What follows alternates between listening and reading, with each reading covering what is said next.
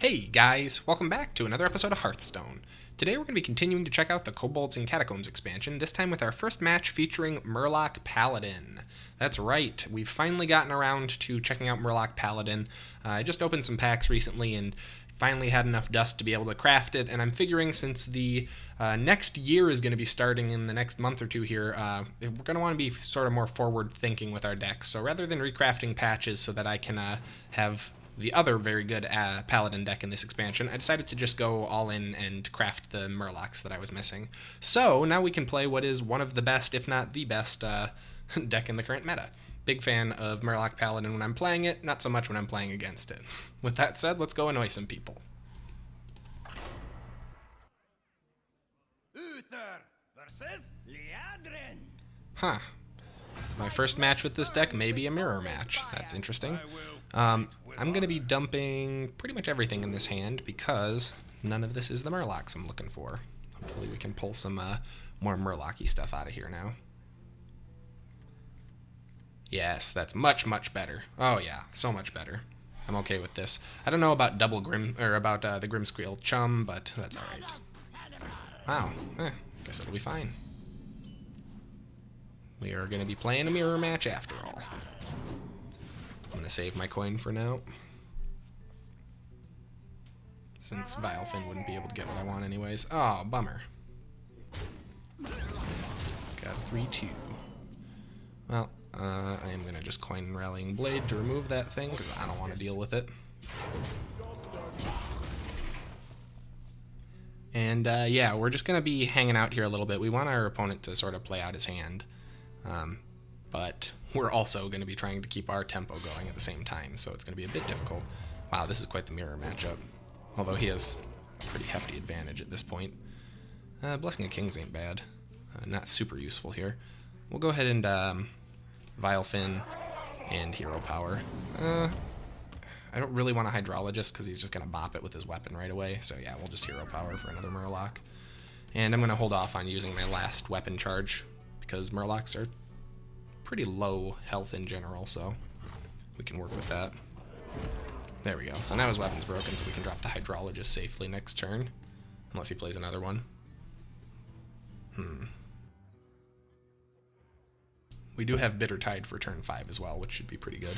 He does have another one. Of course he does. Well, I'm going to Blessing of Kings my 1/1, I think, because I can, and because it's going to be hard for him to remove. We should be able to get some decent damage with this thing. He probably has some kind of cheesy strategies that can get around it, but nah, we're good. Alright, so we have Divine Favor in hand, but I don't think we're ever going to be at a point where he has more cards than us, unfortunately, unless he Divine Favors.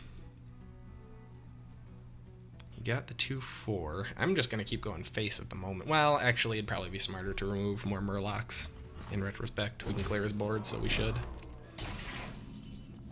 Gentle Megasaur, huh? Not really worth using at this point. So instead, I say we clear his board and drop a Bitter Tide. Now he cannot get any of his big Murloc combos he's hoping for. One thing he could do that would be really good here would be Sunkeeper Tarim. That would hurt me pretty bad.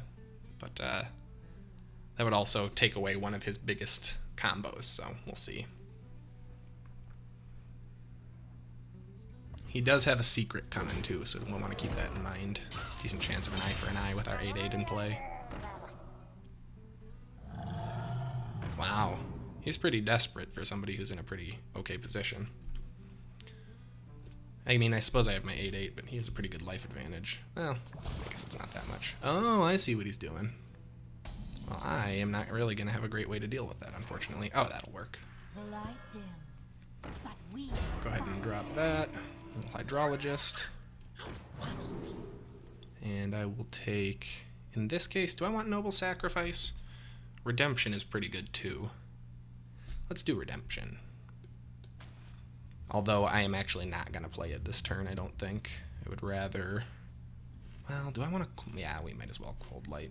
No, we're going to save the Cold Light so we can get a little bit more buffs. Plus, this will make this Redemption not nearly as effective. I'm probably going to take 8 damage here. No? Thank goodness. I was expecting at least a righteous, noble sacrifice, excuse me. Does he have like a silence? He does not. Divine favor. I'm a little jealous. Hopefully he can't play any other cards this turn, and we can divine favor back at him next turn. Because I'm going to be cold light and then gentle Megasaur. No! Well, we can draw 2 cards with it, I guess. And here it comes. Nice. Perfect for this situation. Oh, lovely. I forgot to mute my phone. Sorry about that. And there it is. I'm actually very surprised, since this is my first time playing Murloc Paladin in this expansion. Pretty happy with the results there. If you guys enjoyed this episode, please be sure to like, subscribe, and leave a comment below so that I know. As always, thank you so much for watching, and I will see you next time.